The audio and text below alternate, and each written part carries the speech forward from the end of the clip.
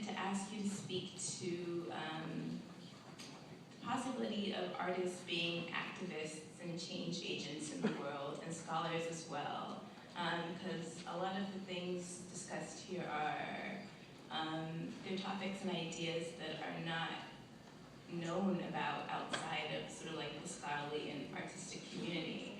And as an artist, I find it really important to reach people beyond my own community. And as a poet, it's a very small, very insular community. I think the same is true for a lot of people. And in any type of academic program, I'm in an MFA program, and it's great to be surrounded by artists all the time, but sometimes people don't seem to see beyond their own circle and their own world. So I'm wondering if you could speak to how, as artists and scholars and people passionate about ideas, we can reach people who are also passionate about ideas but may not be involved in the academy or in like an artistic community.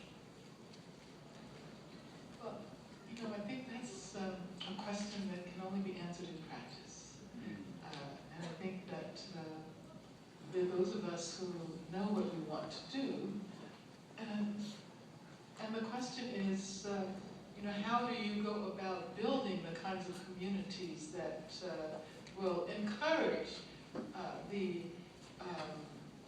recognition that the kind of individualism that people feel ensconced in is actually the state, working in our brains and in our hearts. We walk around, as Juanita Lubiana always likes to say, we walk around with the state in our heads. And we can say we walk around with the state in our hearts as well. And we have to figure out how to become aware of that. I don't think that we can magically discard all of those ideological influences. But I do think that artists have to work in accordance with their passion.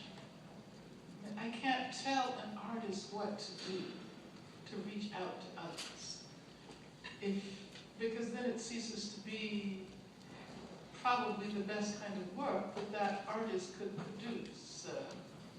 But I think that now with this Occupy movement and with the movements that are happening in Africa, in the Middle East, in Europe, in Australia, we're all being encouraged to imagine ourselves as more than the individuals that neoliberalism tries to convince us that we are.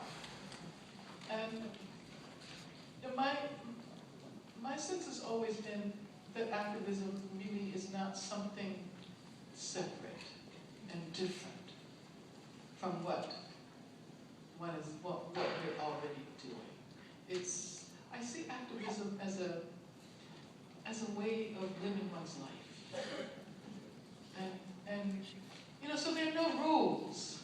There are no regulations as to what you have to do in order to be an activist. And so sometimes you work through that, you express that activism by creating the art that is going to hopefully bring people together.